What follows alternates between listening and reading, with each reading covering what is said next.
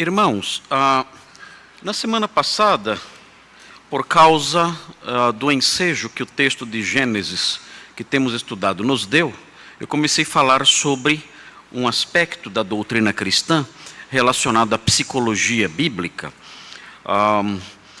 que nós denominamos natureza pecaminosa, que foi introduzida nas nossas análises por conta do que nós vimos acontecendo na história bíblica de Jacó, nas suas relações com o seu tio Labão e também com suas esposas, Lia e Raquel.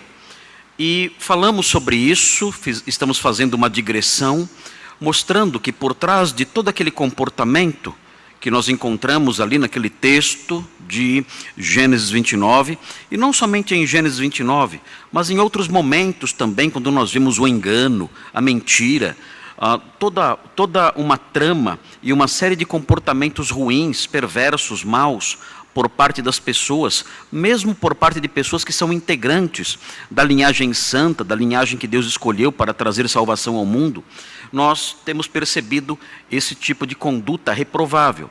E nós temos dito, eu comecei a falar na semana passada, que isso se deve a uma distorção que ocorreu no homem, no ser humano, por causa do advento do pecado. E expliquei para os irmãos na semana passada que, ao contrário do que muitos cristãos pensam, o pecado não é só um gesto, uma forma de agir. As pessoas pensam assim. As pessoas acreditam que o pecado é um ato ou um conjunto de atos. Então, este determinado ato, esta determinada forma de agir, nós chamamos de pecado porque a Bíblia reprova. E isto é correto. É correto nós definirmos o pecado como certos atos, atos que Deus reprova. Mas dissemos também que essa concepção, que essa definição de pecado não é uma definição abrangente. Porque na Bíblia nós aprendemos que o pecado envolve outras coisas também, não somente uma forma de agir. Nós dissemos que o pecado tem um aspecto jurídico. Dissemos que o pecado envolve também uma culpa que é imposta às pessoas. Por que nós nascemos pecadores? Porque nós fazemos alguma coisa quando nascemos? Não, nós não fazemos nada quando nascemos, absolutamente nada. Somos bebês quando nascemos. Não praticamos gesto algum, ato nenhum. Então por que somos pecadores desde que nascemos? Porque existe um conceito jurídico de pecado, que diz que a culpa de Adão é imputada a nós. É o conceito de imputação da culpa. E nós aprendemos isso em Romanos 5. Nós somos pecadores porque a culpa de Adão é transmitida a todos os seus descendentes. De modo que nós somos uma massa de pecado. Toda a humanidade é pecadora por causa dessa culpa que temos, que é herdada e que nos é imputada. Por isso somos pecadores no sentido jurídico e não somente no sentido comportamental.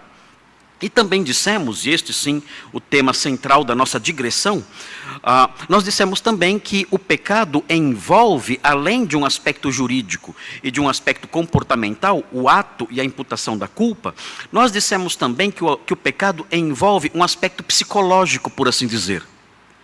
O pecado envolve uma natureza que existe dentro de nós, uma deformidade que existe dentro de nós, uma deformidade em nosso coração, uma perversão dentro do nosso coração, e nós nascemos com isso. Nós nascemos pecadores também, porque nós nascemos com uma natureza pecaminosa embutida em nós. O apóstolo Paulo chama isso de carne em alguns momentos. E essa carne se manifesta em paixões que nós temos, em inclinações que nós temos, inclinações que não agradam a Deus. E inclinações com as quais nós temos que lutar constantemente. É a inclinação para a ira, é a inclinação para a imoralidade, é a inclinação para o engano, para a mentira. É a inclinação para diversos tipos de comportamento são inclinações que estão dentro de nós, e com as quais nós temos que lutar muitas vezes. E muitas vezes somos derrotados. E quando somos derrotados, sofremos porque somos crentes. Sofremos, choramos e dizemos ao Senhor: Senhor, quando eu vou mudar? Eu encontro em mim uma lei, uma força em meus membros que me conduzem nessa direção. E muitas vezes eu faço o que eu reprovo. Eu faço o que reprovo muitas vezes. O apóstolo Paulo retrata essa luta, que é a luta de cada crente. Ele retrata com cores vivas, com contornos muito nítidos, em Romanos no capítulo 7. Qualquer pessoa que lê Romanos no capítulo 7 se enxerga ali. Porque o apóstolo Paulo fala ali da sua condição. Ele fala: muitas vezes eu faço o mal que não quero. Eu encontro uma lei dentro de mim. Eu encontro um impulso dentro de mim que me leva numa direção que eu reprovo. Eu quero fazer o que Deus ordena, o que Deus manda, mas muitas vezes eu me encontro nessa luta constante com essa natureza que há em mim. E ele termina dizendo: miserável homem que sou, quem me livrará desse corpo mortal? Ele diz. E nós temos então visto isso. Eu apresentei para os irmãos, considerando esse aspecto do conceito cristão e bíblico de pecado, eu apresentei para os irmãos algumas asseverações, algumas assertivas, algumas afirmações, algumas teses ligadas ao ensino bíblico relativo à natureza pecaminosa, esse desvio do coração, essa corrupção da alma que há em nós desde o nascimento, desde a madre.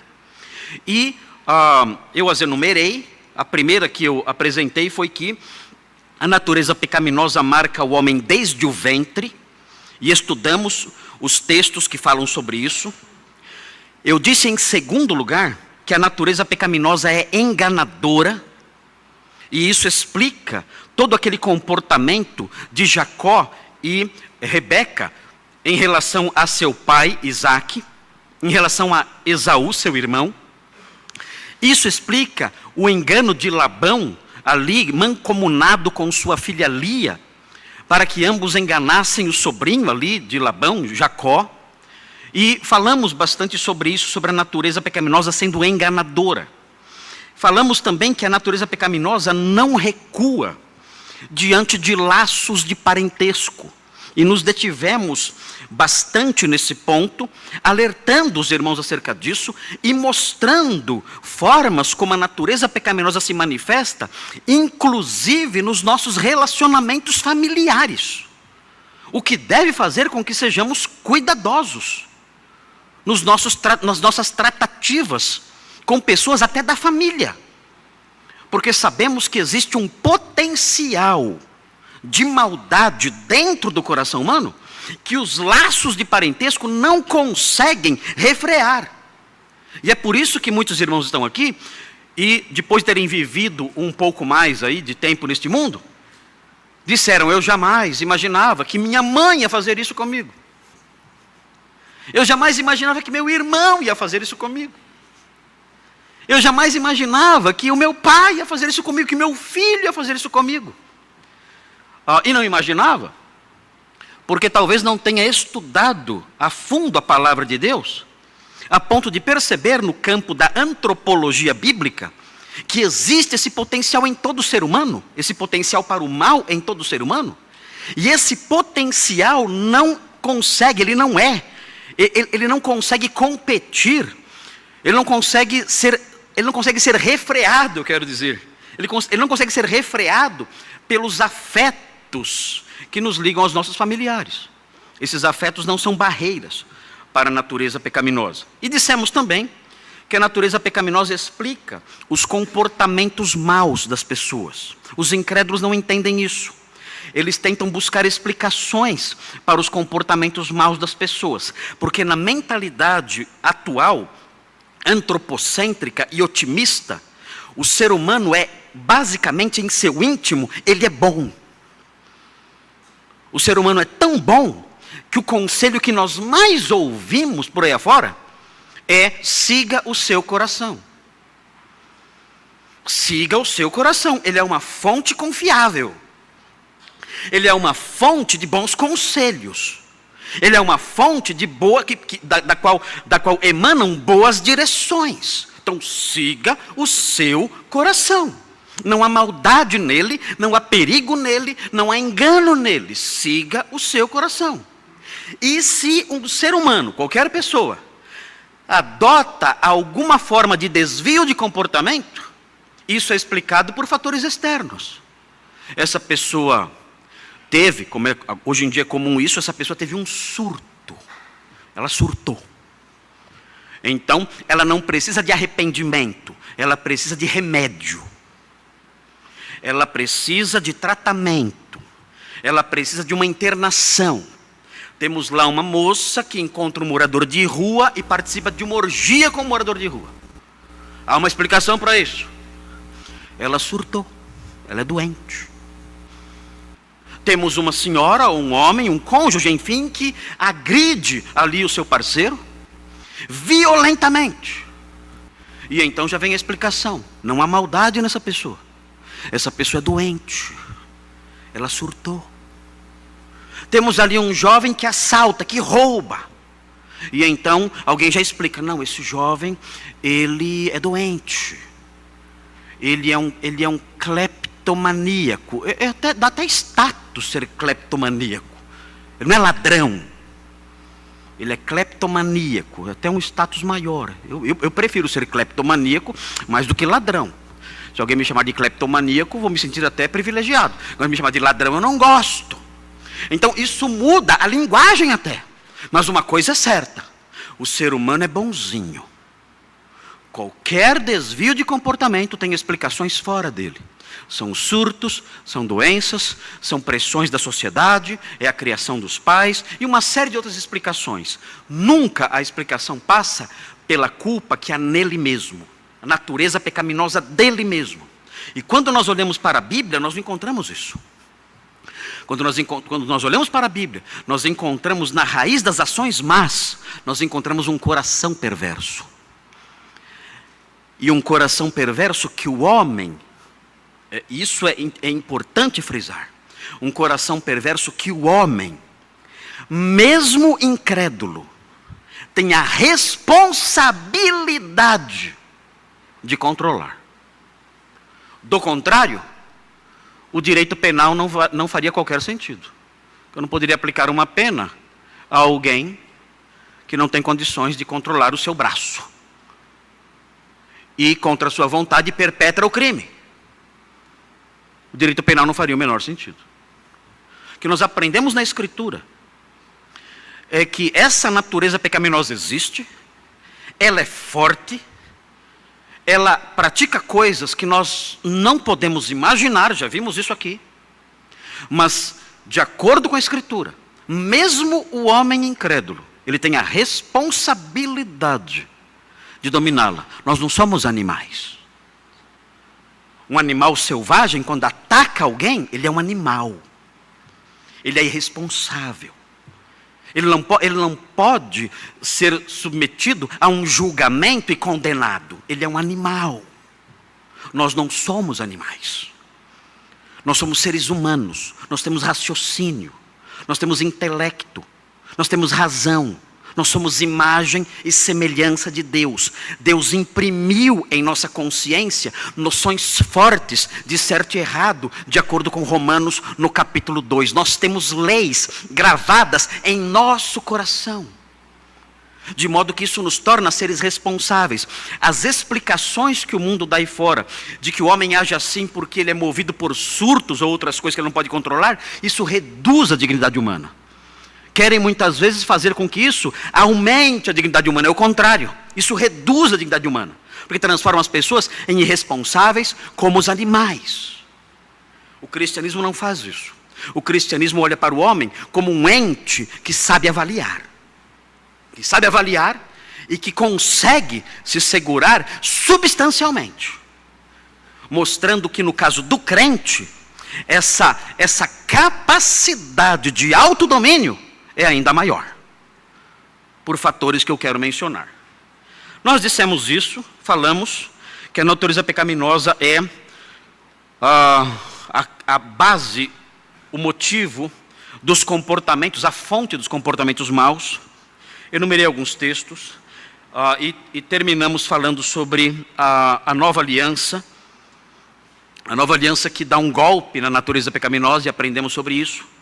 E os irmãos têm tudo isso gravado e podem ver aí, aqueles que quiserem ver essa parte que foi apresentada na semana passada. Isso tudo está disponível aí nos vídeos que o pastor Thomas disponibiliza para todo mundo semanalmente.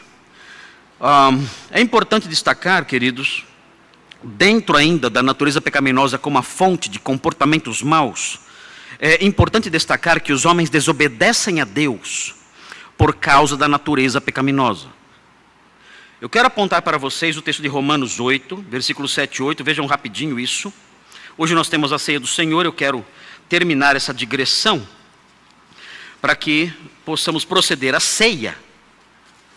E na semana que vem possamos prosseguir com Gênesis. Temos aí fortes emoções em Gênesis aí pela frente. E finda essa digressão, então, eu quero voltar para a exposição do livro de Gênesis. Mas eu não quero passar por isso sem apresentar aos irmãos a doutrina ligada à corrupção do ser humano. É papel dos pastores bíblicos fazer isso. Eu tenho que instruí-los com a sã doutrina. E isso que eu estou passando para vocês é um aspecto da sã doutrina. É a antropologia bíblica. A antropologia bíblica vê o homem assim. E é importante que os irmãos conheçam essas coisas para que os irmãos saibam como lidar consigo mesmos e com as pessoas ao seu redor. Romanos 8, 7 e 8 diz assim: por isso o pendor da carne, ou seja, a inclinação da natureza pecaminosa. Carne aqui é a natureza pecaminosa. É esse desvio do coração, essa corrupção do coração. O pendor da carne é inimizade contra Deus. É para isso que a carne pende. É para isso que a nossa natureza se inclina continuamente. O pendor da carne é inimizade contra Deus e prossegue, pois não está sujeito à lei de Deus, nem mesmo pode estar.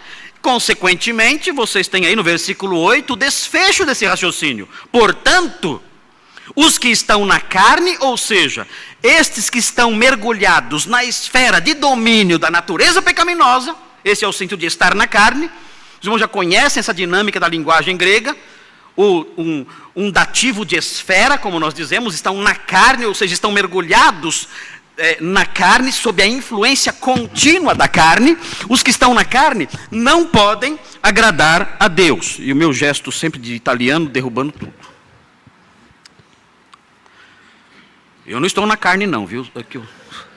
É a natureza italiana, não é a natureza pecaminosa aqui. Tem outros tipos de microfone, não tem? Olha, isso aqui fica caindo. Está me deixando já na carne esse microfone. Como é que faz, Nicolas? Me ajuda aqui a ajeitar ele. Por favor. Pastor, me ajuda. Isso. Ele está torto.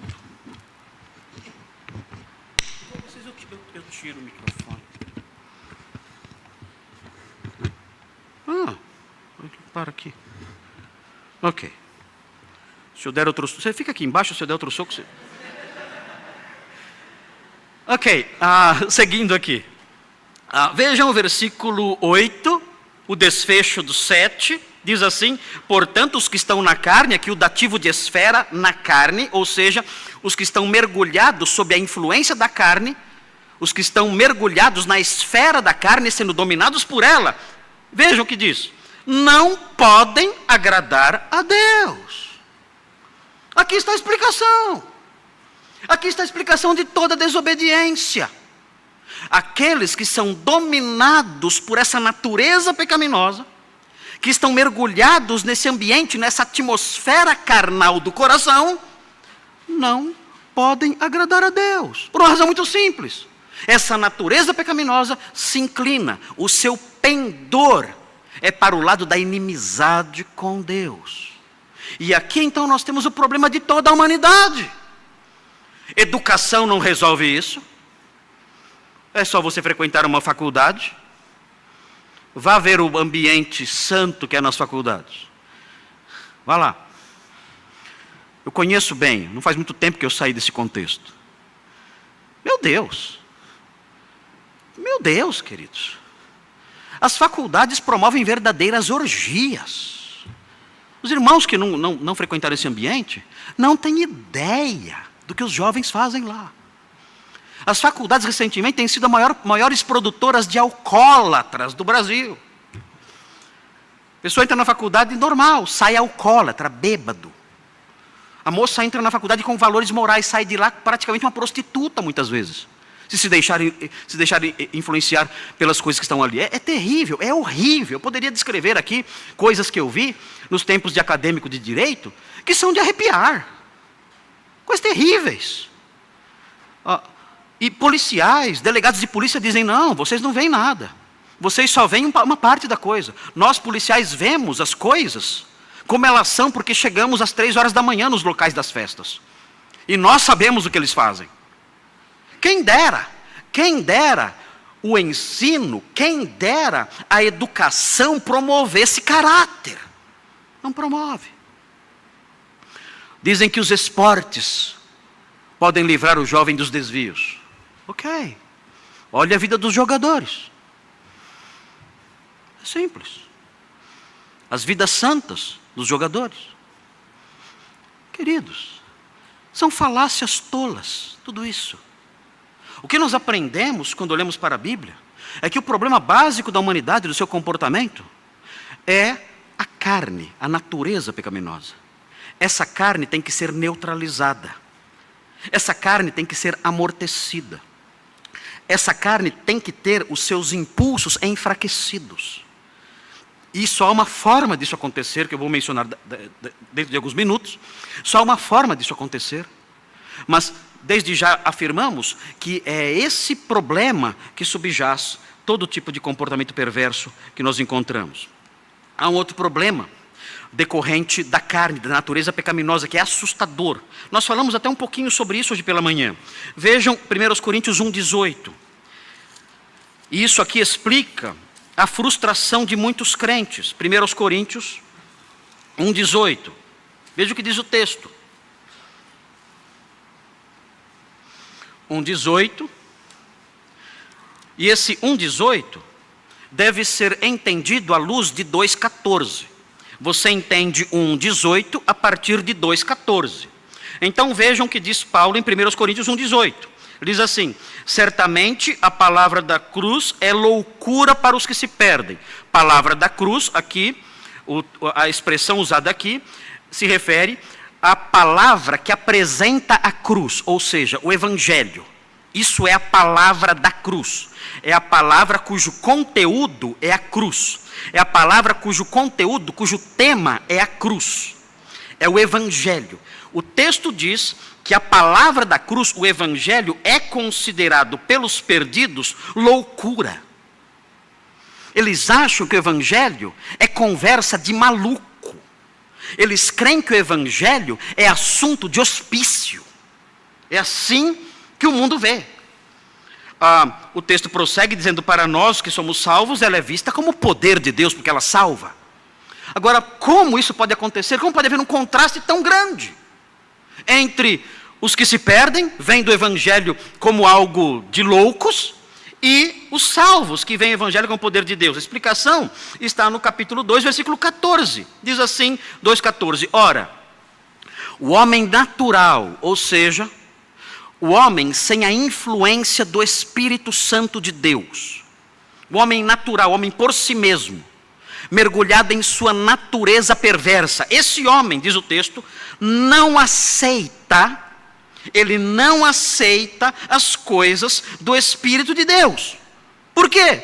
O texto prossegue: porque eles são loucura. Ele não aceita. E por que não aceita? Porque ele é um homem natural.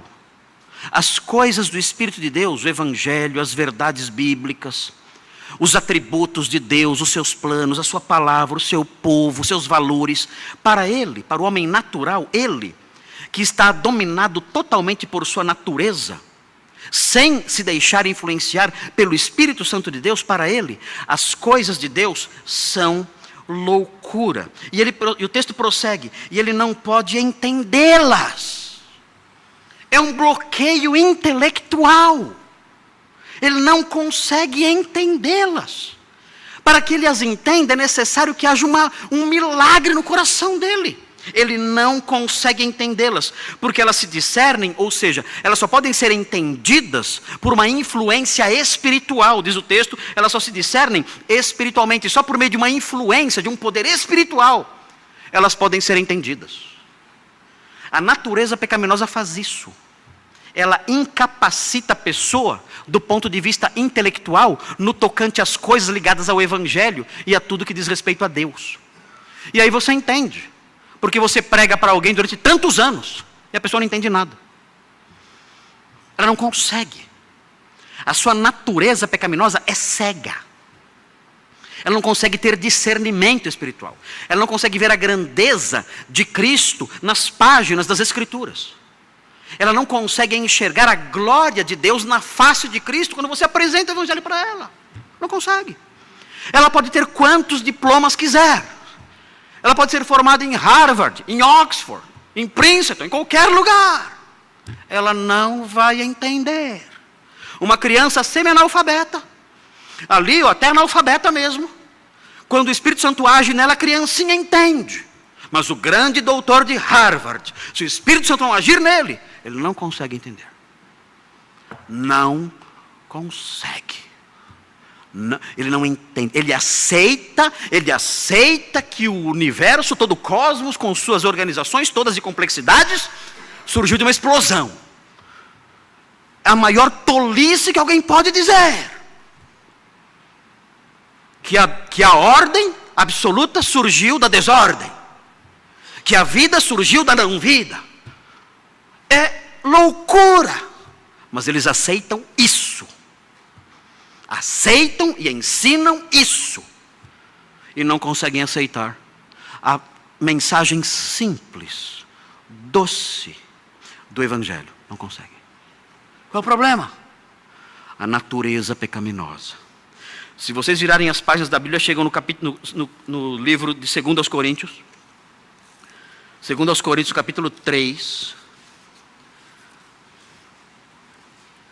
2 aos Coríntios 3, 14 a 16. Falando aqui sobre o problema dos judeus. Ontem no Népios, dando aula para as crianças, nós temos 20 alunos, são crianças que fazem teologia na nossa igreja. E eles são muito bons, eles são inteligentes. Eu começo a explicar um conceito, eles já concluem onde eu quero chegar. Eles conseguem unir os pontinhos e vão tirando suas conclusões teológicas. Conclusões de alto grau de complexidade. É impressionante os alunos do Népios. São muito inteligentes.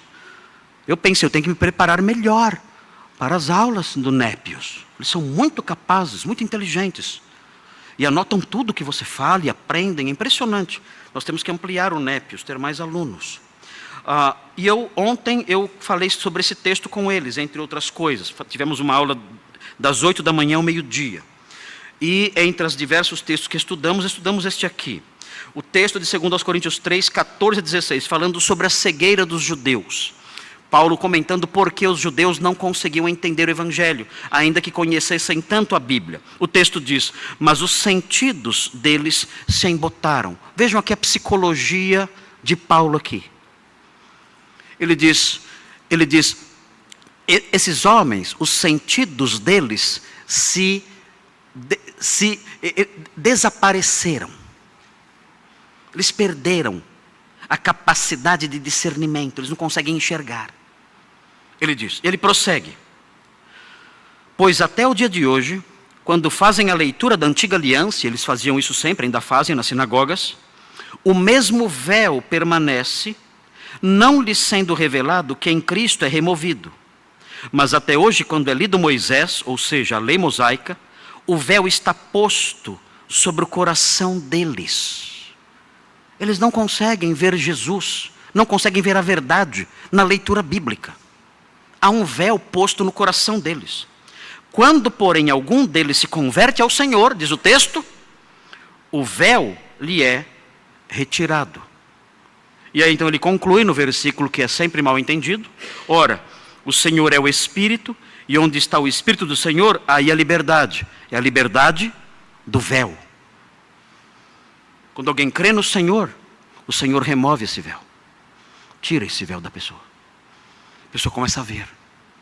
Mas vejam, enquanto ela está debaixo da influência da sua natureza pecaminosa, ela não consegue entender. Você pode desenhar, usar fantoche, todos os recursos didáticos que você quiser. Ela não consegue ver. Você está desenhando para um cego. Você está mostrando os fantoches para um cego. Você está pintando, fazendo uma pintura para um cego. Ele não consegue ver. Ele é o homem natural. Há um véu colocado sobre o coração dele. No capítulo 4, se os irmãos olharem aí na mesma página, no capítulo 4, o texto diz no versículo 3, diz assim, mas se o nosso evangelho ainda está encoberto, é para os que se perdem que está encoberto, não é por falta de pregação, ele diz.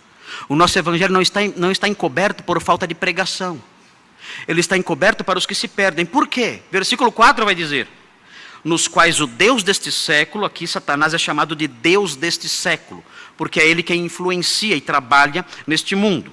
Nos quais o Deus deste século cegou o entendimento dos incrédulos. Além de terem um véu diante dos olhos, uma venda nos olhos, o diabo ainda os cegou. Além da cegueira da própria natureza pecaminosa, ainda tem a ação do diabo sobre eles, tapando-lhes os olhos. O texto diz que o diabo os cegou o entendimento deles, para que lhes não resplandeça a luz do evangelho da glória de Cristo, o qual é a imagem de Deus. O apóstolo Paulo aqui mostra a condição terrível do incrédulo. Além dele ter uma natureza incapaz de enxergar, o diabo ainda o cegou, furou seus olhos de entendimento. Ele não pode ver. Essa é a psicologia do evangelho. É assim que o homem é visto no evangelho. Ele não é visto com cores bonitas. Ele é marcado por dignidade porque ele é a imagem e semelhança de Deus. E a sua dignidade é tão grande que Deus se fez homem e morreu para salvar o homem. Deus não morreu para salvar a natureza ou salvar os animais, não. Ele morreu para salvar o homem, mostrando a dignidade humana. E o texto de Gênesis que já estudamos mostra que o homem é a imagem e semelhança de Deus. Mas existe nele um paradoxo, uma contradição. Ele é digno sim, deve ser respeitado, protegido, amado, buscado. Mas ao mesmo tempo em que ele é digno, isso deve ser frisado, ele também é indigno. Porque há nele essa natureza distorcida de pecado, essa cegueira que não capacita a ver e que aumenta mais e mais a sua culpa e a sua distância em relação a Deus. Vamos correr, que a natureza pecaminosa é ampla, mas o tempo é curto. Existe mais uma afirmação, mais uma tese ligada à natureza pecaminosa que eu quero grifar aqui para os irmãos, mais uma assertiva, que é a seguinte: a natureza pecaminosa, e o que eu disse agora há pouco, ao mencionar 2 Coríntios 4:4, corrobora essa ideia. A natureza pecaminosa tem o auxílio do diabo. Existe aqui uma influência, esta sim externa, que nenhum sociólogo secular jamais vai aceitar. Mas a natureza pecaminosa tem o auxílio do diabo. Ela é incentivada, ela é impulsionada muitas vezes pelo diabo. Nós não sabemos exatamente a forma como ele age. O texto que nós lemos de 2 Coríntios 4:4 fala que nos incrédulos ele cega-lhes o entendimento, para que eles não consigam entender o evangelho. E não sabemos outras formas como o diabo age. Temos alguns indícios na Bíblia. Mas o fato é que a Bíblia mostra que muitas vezes, além de termos que lidar com o nosso próprio coração, que nos impulsiona para o mal, além disso, existe a ação do diabo como tentador. É o que nós podemos chamar, existe na teologia uma distinção entre a tentação exógena. O que é uma tentação exógena? Nossa, que bonito, eu quero ter uma tentação exógena. Não é bonito, é feio. Né? O que é uma tentação exógena? Uma tentação exógena é uma tentação que parte de dentro da pessoa. É o coração que tenta e conduz a pessoa para comportamentos errados. E existe uma tentação que é exógena. Exógena é a tentação que vem de fora, do mundo, do diabo. E nós aprendemos na Bíblia que o homem, além de ter que lidar com seus impulsos internos, com essas tentações exógenas, originárias dentro dele, ele também tem que lidar com as tentações exógenas, aquelas que vêm de fora, de origem exterior. E o que é curioso notar, queridos, isso que é importante ver na Bíblia, o que é curioso notar é que nada disso, essas forças internas e externas, nada disso anula a nossa responsabilidade. É impressionante isso na Bíblia. Enquanto outros modelos de análise do ser humano jogam a responsabilidade em tudo menos nele, na Bíblia, ela, mesmo reconhecendo que existem forças no ser humano e fora dele, empurrando para o mal, mesmo assim, a Bíblia diz: você é responsável e você responderá pela forma como você reage a essas tentações, sejam elas de origem interior ou exterior. Você vai responder por elas.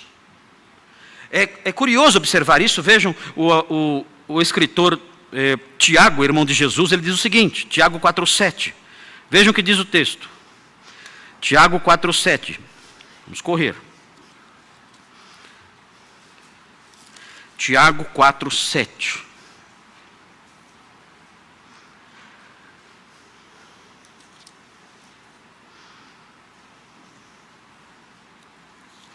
Que diz assim: sujeitai-vos, portanto, a Deus, mas, e vejam o que vem agora, sujeitai-vos a Deus, mas resisti ao diabo. Ou seja, nós temos condições de dizer não a ele. Nós não podemos jogar a culpa nele. Muitos crentes fazem isso, né? A culpa de tudo é do diabo. Eu vi uma vez uma lista de uma igreja, a Igreja Renascer, fez uma lista de demônios. Foi a lista mais engraçada que eu já li na minha vida. Eu nunca dei tanta risada lendo a lista de demônios da Igreja Renascer. E tinha lá demônio do medo de casar. Então, se você tem medo de casar, o problema é um demônio, não é você. Tem um demônio que coloca medo de casar em você. Demônio do medo de atravessar a rua. Então, se você tem medo de atravessar a rua, esse é o problema. É um demônio que atrapalha você. Demônio do calote. Se você não paga alguém, né? Tem um nome para isso, né? Pilantragem mesmo, né? Você não paga. Não, não é pilantragem, não. A culpa é de um demônio. Um demônio que não deixa você pagar. A culpa não é sua. Quer processar alguém? Processa o demônio, porque a culpa é dele, não minha. E outros demônios responsáveis aí por tudo. Por adultérios, por agressões, havia um demônio chamado Ciro. Tem um demônio chamado Ciro. E esse demônio, eles explicam... Meu Deus. Meu Deus, o que fizeram com a igreja? O que fizeram com a igreja? É uma gaiola de loucos, é isso. Disseram o seguinte: o demônio Ciro, ele é destruidor, porque o texto que narra a história de Ciro, fala que o Senhor despertou o espírito de Ciro. E então Ciro saiu para dominar o mundo. Então, na mentalidade deles, o espírito de Ciro é um demônio, porque afinal é o espírito de Ciro. Então, se alguém é agressivo e quebra a casa e arrebenta tudo e bate na mulher, ele está com o espírito de Ciro. Na realidade, quando fala espírito de Ciro, significa apenas que o Senhor despertou o ânimo de Ciro, só isso. Mas transformaram o espírito de Ciro num demônio. Então, se alguém bate noutra pessoa e quebra tudo, se é um vândalo, a culpa não é da pessoa. A culpa é desse demônio chamado Ciro, que arrebenta tudo. Bobagens, tolices. E mesmo que essas coisas existissem, que esses demônios imaginários fossem reais, é claro que existem demônios, mas demônios de verdade, não essas bobagens todas. Mas mesmo que isso fosse real, o fato é que a Bíblia diz que nós temos a responsabilidade de resistir a essas coisas. Nós somos seres humanos responsáveis, temos intelecto, temos razão, temos inteligência. Nós podemos resistir aos ataques do diabo, às propostas do diabo. Vejam, é muito interessante, no livro de Atos, o que aconteceu com Ananias e Safira. É uma história clássica. E nós vemos aqui, no capítulo 5 de Atos, no versículo 3, nós vemos o que aconteceu, o modo como Pedro analisa o que aconteceu. Vocês sabem a história. Ananias e Safira viram Barnabé vendendo um campo e dando todo o dinheiro para a igreja. Barnabé não era obrigado a dar nada. Ninguém era obrigado a dar nada. Barnabé quis fazer isso para ajudar os pobres da igreja. Havia viúvas, havia órfãos na igreja. A igreja é muito grande, cresceu rápido. E Barnabé viu que a venda da sua propriedade iria ajudar aquelas pessoas carentes da igreja, os crentes da igreja. Os crentes da igreja que eram carentes. E ele então vendeu sua propriedade e deu ali, depositou aos pés dos apóstolos. Ele fez isso. E isso ajudou bastante, claro. Outros se fizeram também. Ananias e Safira viram isso e disseram, vamos fingir que fizemos o mesmo também. E venderam um campo também. E retiveram metade. Eles não precisavam dar nada. Podiam guardar tudo, sem problema nenhum.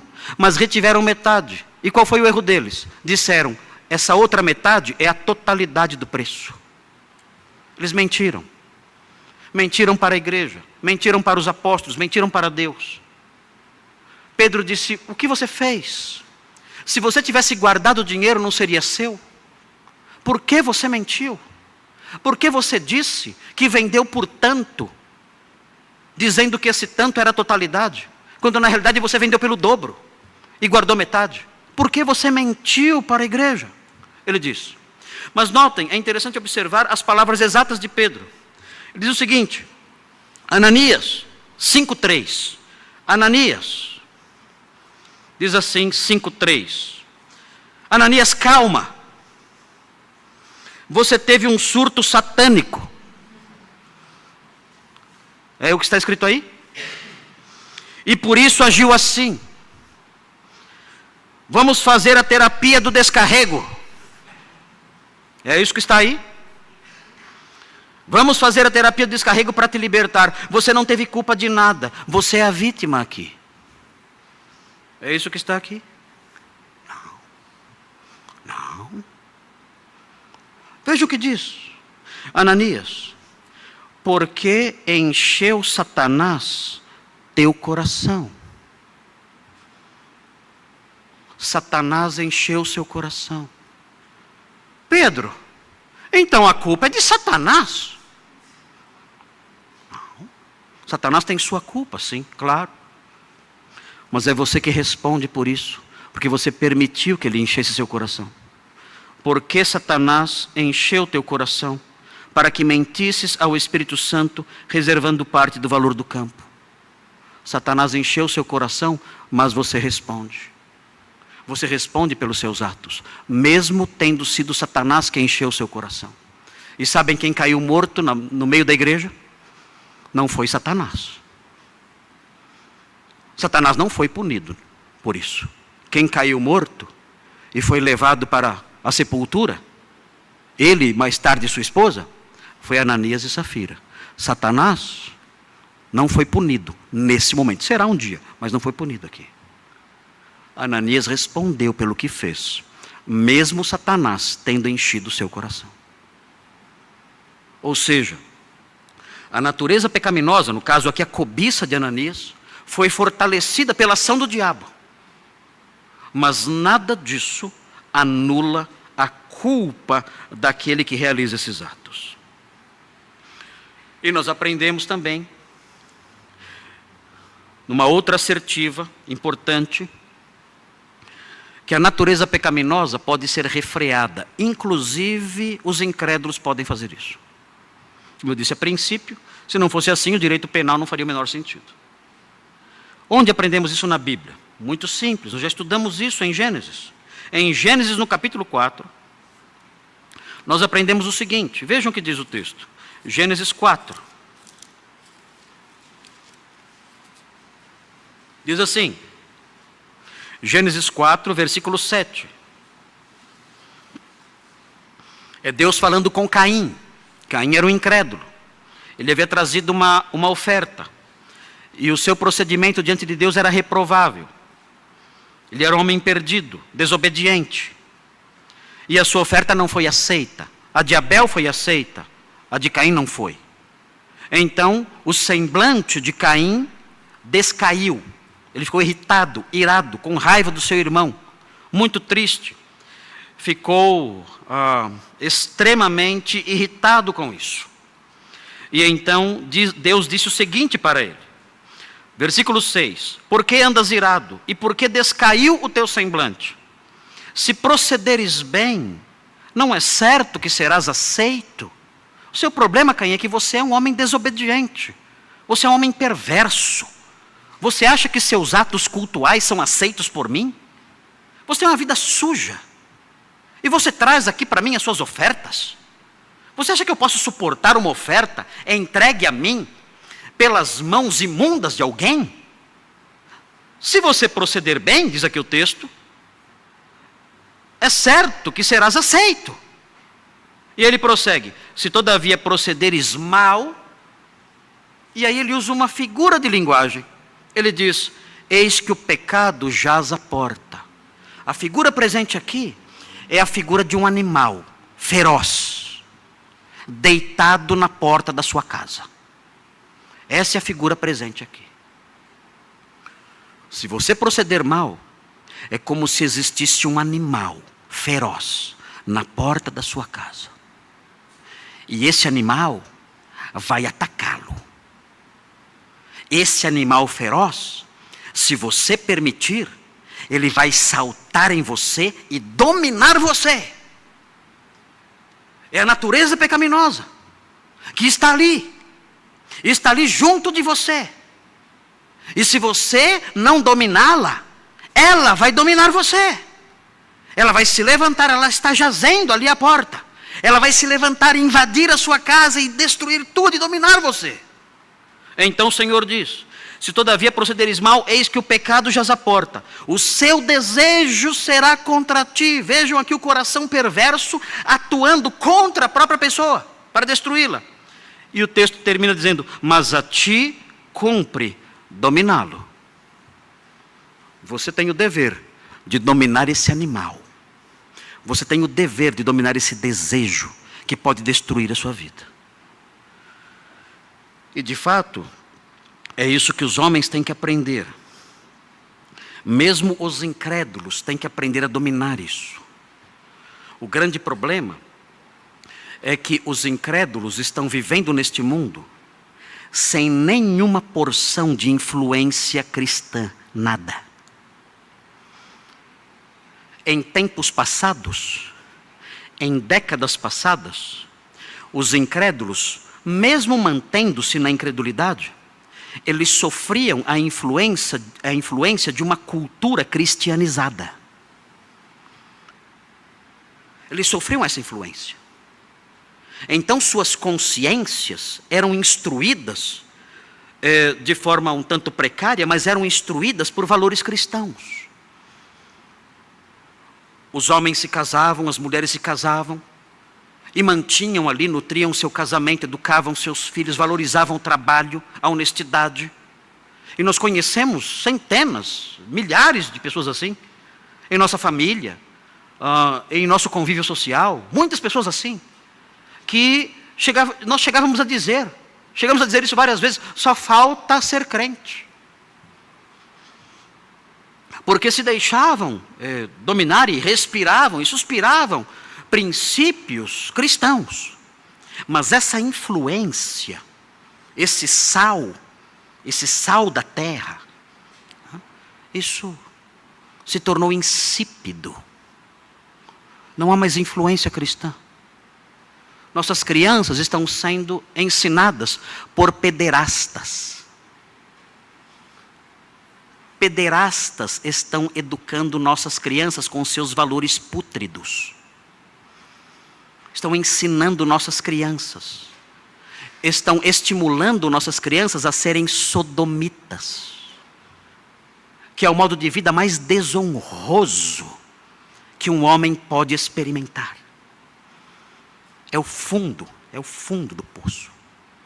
E nossas crianças pequenas, 6 aninhos, 7 aninhos, estão sendo familiarizadas com linguagens e com procedimentos que, meus irmãos, são criminosos.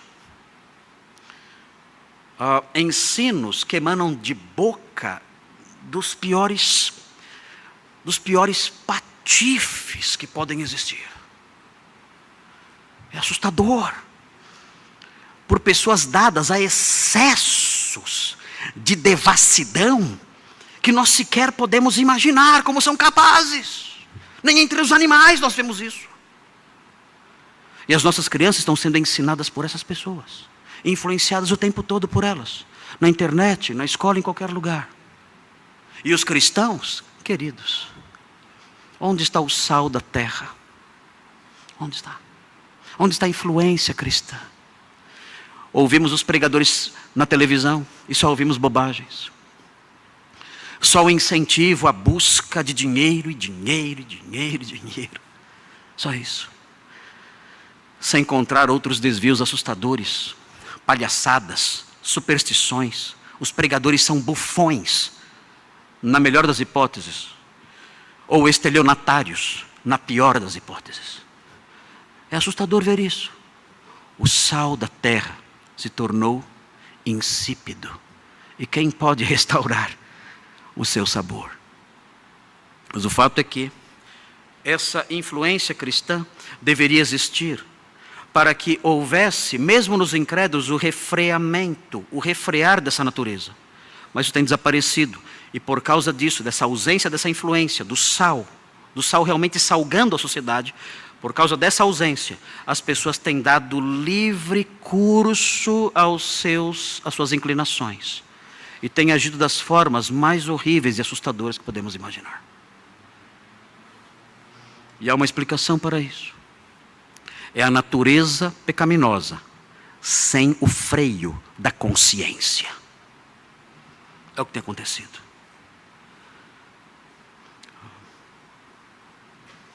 Deus queira que o fim esteja próximo. Deus queira. Porque, pelo andar da carruagem, em poucos anos será impossível viver neste mundo. Impossível. Nós não teremos condições de sair na rua. Não teremos. Porque dar vazão, seguir seu coração e dar vazão aos impulsos da carne, vai tornando as pessoas semelhantes aos animais. Os animais são assim. Nada poderá detê-los. Nada. Sair na rua será um ato de extrema coragem. Porque sairemos no meio de uma selva, em meio a animais terríveis, que farão o que quiserem, sempre dizendo: eu sou doente, é um surto, o Estado me protege naquilo que eu faço. Deus queira que o fim esteja próximo, bem próximo, porque será impossível viver neste mundo na forma como as coisas estão caminhando. Queridos, eu quero terminar aqui dizendo que a natureza pecaminosa, toda essa deformidade que há no coração do homem, essa natureza, ela ela é enfraquecida no crente. É muito lindo ver isso. Qual é a solução para esse mal tão terrível que está dentro de nós? A palavra de Deus mostra que a conversão não é somente uma mudança de religião. Os incrédulos não entendem isso. Os incrédulos acham que ser cristão é simplesmente mudar de religião. E não é isso. E pensam que nós somos iguais a eles. Nós não somos. Nós não somos iguais aos incrédulos. Por que não? Porque um dia nós cremos em Cristo. E quando nós cremos em Cristo, a nossa natureza pecaminosa recebeu um golpe. Ela foi golpeada. O apóstolo Paulo chama isso de circuncisão da nossa carne. A nossa carne recebeu um corte. A nossa carne foi circuncidada. Quando nós cremos, é a circuncisão de Cristo. Ele circuncidou o nosso coração. Ele realizou uma operação em nosso coração. A nossa inclinação para o pecado não foi removida, mas ela foi reduzida.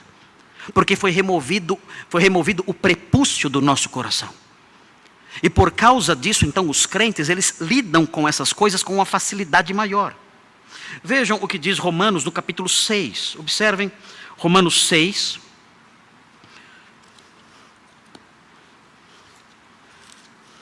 É importante isso, para que os irmãos vejam por onde passa a solução. Pastor, em face disso, qual é a solução para este mundo? Qual é a solução para o homem? Qual é a solução para nós? Simples. A solução é a conversão. Não é a educação, ainda que isso possa ajudar um pouco. Não é o esporte, ainda que isso possa ajudar um pouco. Mas a solução é a conversão, é Cristo. Cristo é o remédio. Cristo é a solução.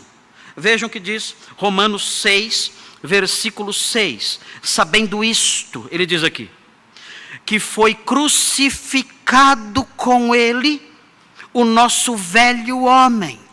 Quando nós cremos, o nosso velho homem foi crucificado, foi pregado numa cruz, é enfraquecido.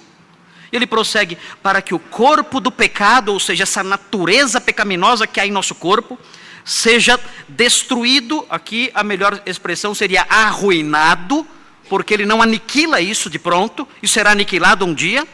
Mas o corpo do pecado é arruinado, de modo que não sirvamos o pecado como escravos. Com quem isso aconteceu? Isso aconteceu com os crentes. Nos crentes, a natureza pecaminosa foi crucificada, foi pregada na cruz. Não está morta, ela grita da cruz. Ela grita, mas ela está enfraquecida, não pode agir. Ela foi arruinada, de modo que nós podemos servir a Deus, em vez de vivermos no pecado, em vez de sermos dominados pelo pecado. E mais, como se isso não bastasse, nós temos também a verdade do capítulo 8 de Romanos. Vejam 8:13. Fala assim, veja o que diz aqui. Porque se viverdes segundo a carne, ou seja, dominados por essas inclinações pecaminosas, caminhais para a morte. Mas se pelo Espírito, o Espírito Santo, mortificardes os feitos do corpo, certamente vivereis. O que Paulo está dizendo aqui aos crentes de Roma, é que por meio do Espírito Santo, nós podemos enfraquecer ainda mais os feitos da carne. Ou seja, a nossa natureza pecaminosa já foi enfraquecida, e além disso, o Espírito Santo que habita em nós, pode nos socorrer para que ela seja enfraquecida ainda mais. Se ela grita da cruz e tenta se soltar, pela força do Espírito Santo, ela é enfraquecida mais ainda. Ela é como que amortecida, anestesiada, por meio do Espírito Santo que habita em nós. O Espírito Santo nos capacita nessa direção. Ele enfraquece ainda mais essa natureza pecaminosa. E é por isso que nós, os crentes, irmãos, conseguimos viver neste mundo. E conseguimos viver de tal forma que o nome de Cristo não seja desonrado. E nós vemos os nossos jovens, vemos a sua conduta, olhamos para a forma como eles namoram, olhamos para a forma como eles tratam a sua namorada, o seu namorado, o seu relacionamento entre si, e percebemos que não se deixam levar pelos excessos de devassidão que há aí fora. Por quê? São crentes. Eles têm uma natureza pecaminosa, mas eles se controlam. Por quê? Porque são crentes. A natureza pecaminosa foi crucificada. O Espírito Santo os ajuda, os socorre. Eles suplicam ao Senhor: Senhor, me ajude a manter uma vida pura, uma vida íntegra. E o Espírito Santo os ajuda. E eles então têm essa forma de namoro honroso, essa forma de namoro, de noivado limpa. É por isso que nós vemos os cônjuges da igreja, pessoas crentes, se respeitando mutuamente. O marido que gritava com a esposa não grita mais. A esposa que desrespeitava o marido não desrespeita mais. Nós vemos um modo diferente de agir. A carne não domina mais. Os impulsos pecaminosos não os dominam mais. Eles têm uma vida diferente no mundo caído. O que aconteceu com eles? Eles tomaram remédios? Fizeram terapias? Meu Deus! Não. Eles creram no Senhor.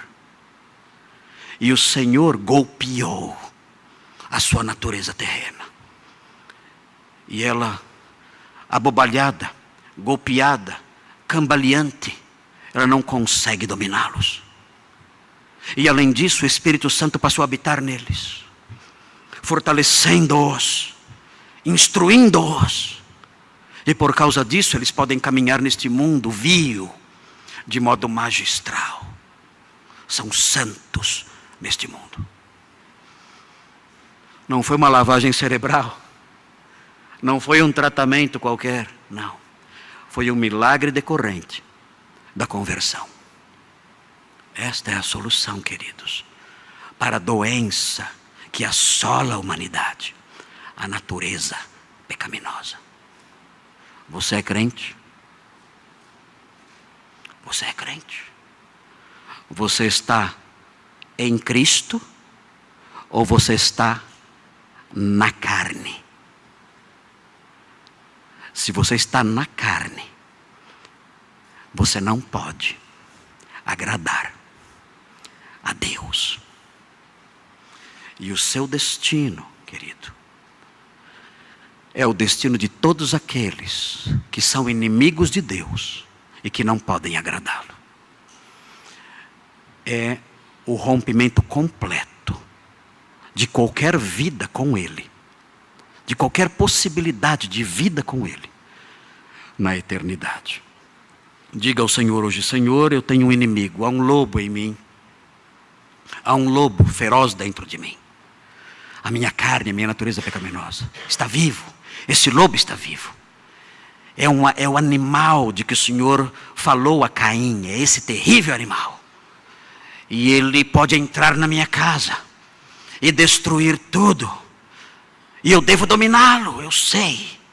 Mas eu sei que eu farei isso com mais forças e possibilidades maiores se o Senhor golpear meu coração, circuncidar meu coração e me dar do seu Espírito. Socorro, Senhor. Eu quero andar nos seus caminhos e a minha natureza pecaminosa não permite. Eu quero viver para o seu inteiro agrado, mas o meu pendor, o pendor da minha carne é inimizade contra o Senhor, eu não consigo agradá-lo. Ajuda-me. Eu quero receber Jesus Cristo como meu Redentor. Quero recebê-lo como meu Salvador. Quero ser um crente. Quero que o Senhor me dê do seu Espírito, me perdoe, me salve, me lave, me transforme. Arranca o meu coração de pedra, circuncida o meu coração mau. Transforma-me num filho teu. Amortece essa minha natureza má. Dá-me uma vida nova, para que eu possa servi-lo, amá-lo, viver para a sua glória neste mundo mau. Ajuda-me, Senhor, socorro, eu clamo, salva-me, perdoa-me, transforma-me. Ele ouvirá. Ele ouvirá. Eu sei. Eu sei. Queridos, eu tremo quando falo. Se você fizer isso hoje, eu sei que Ele ouvirá. E virá para você, e habitará em você, e transformará você.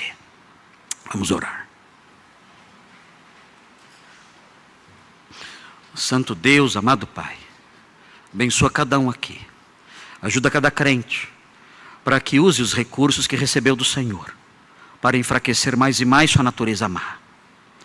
E abençoa aqueles que não te conhecem, que não conseguem obedecer a sua lei, porque o pendor da carne é inimizade contra o Senhor.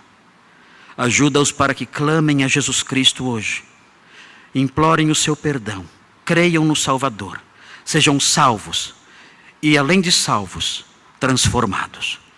Pedimos essas bênçãos em nome de Jesus. Amém.